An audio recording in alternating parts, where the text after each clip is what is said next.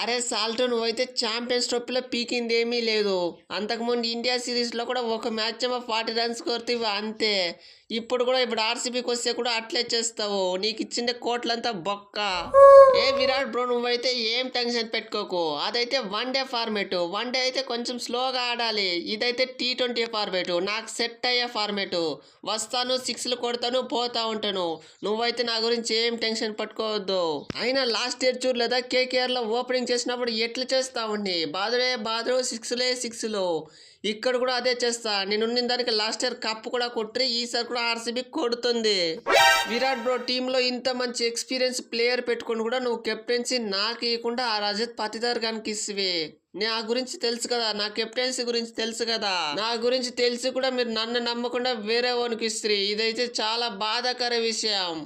అరే left arm ఇసురు తెంగే బౌలర్ కృణాల్ పాండ్యా నీకు కెప్టెన్సీ ఎందుకు? వాడు యంగ్స్టర్ బాగా చేస్తారు నీకంటే.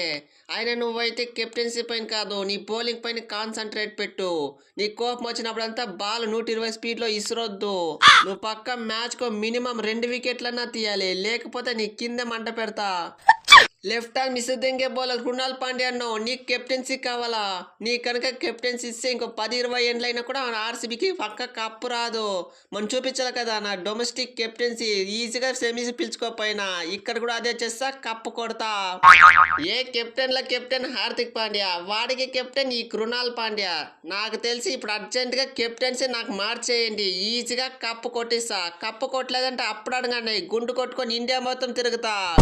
అరే విరాట్ బ్రో నీకు పవర్ ప్లేలో బౌలింగ్ వేయాలా లేకపోతే డెత్ ఓవర్స్ లో వేయాలనా? ఎక్కడంటే అక్కడ వేస్తా వికెట్లు, ఎక్కడ కావాలంటే అక్కడ తీస్తా. భువనేశ్వర్ అంటారా బాబు. ఏ ప్రతిసారి మ్యాచ్లు మింగిచ్చేది బౌలర్లే. ఇప్పుడైతే మా చేతిలో భువనేశ్వర్ ఉండరు, భువనాస్త్రం. ఇప్పుడు రా చూసుకుందాము. ఎక్కడ పడితే అక్కడ వికెట్లు తీస్తాడు, డాట్ బాల్ వేస్తాడు. కప్పు కోసం 18 ఏళ్ళ నుంచి ఎదురు చూస్తున్నారా? అవును. గెలిచే మ్యాచ్లన్నీ ఓడిపోతూ, గెలిచే కప్పులన్నీ ఓడిపోతూ ఉన్నారా? అవును. 2009లోనూ కప్ రావాల్సింది, 2016లోనూ కప్ రావాల్సింది. అయితే ఇది మీకోసమే బహుమా చిలక జ్యోతిష్య. మీకైతే మ్యాచ్కి ముందే టిప్స్ ఇవ్వడం జరుగుతుంది, అట్లాగే ఎవరు గెలుస్తారు అని ఇన్స్ట్రక్షన్స్ కూడా ఇవ్వడం జరుగుతుంది. మీరైతే ఏం చేయవలసిన లేదు. మ్యాచ్కి 500 కనుక ఫోన్ పే చేయాలంటే మీకు ఎట్లా ఆడాలో చెప్తాను. మ్యాచ్లు గెలవచ్చు, కప్పులు గెలవచ్చు. అరే ఓ బహుమా, నువ్వు కనుక మ్యాచ్ ప్రిడిక్షన్ కరెక్ట్ గా ఇచ్చినావంటే 500 ఏమి 5000 కూడా ఇస్తాము. కానీ తప్పుగిన చెప్తానుకో నిన్నైతే వంగెట్టేస్తారు. తప్పయ్యే ఛాన్సే ఉండదులే విరాట్ బ్రో. ఎందుకంటే నా చిలకకు రోజు బాదం పాలు తాకిపిస్తాను. అదైతే పక్క కరెక్ట్ ప్రిడిక్షన్ ఇస్తుంది. మీరైతే ఏం టెన్షన్ పెట్టుకోకండి. ఏ అగ్నికి ఆయు తోడైనట్లు ఈసారి మన విజయానికి బహుమా తోడయ్యారు. అయితే ఈసారి పక్క కప్పు మందే. నేను చెప్పినట్లు చెప్పండి అయ్యా, మనకైతే బూస్టప్ వచ్చినట్లు ఉంటుంది. సంతలో అమ్ముతారు పప్పు, ఈసారి ఆర్సీబీదే కప్పు. సంతలో అమ్ముతారు పప్పు, ఈసారి ఆర్సీబీదే కప్పు. సంతలో అమ్ముతారు పప్పు, ఈసారి ఆర్సీబీదే కప్పు. సంతలో అమ్ముతారు కప్పు. సంతలో పోయి కప్పు ఎందుకు అమ్ముతారు? ఫ్లిప్కార్ట్ లో కదా అమ్మేది.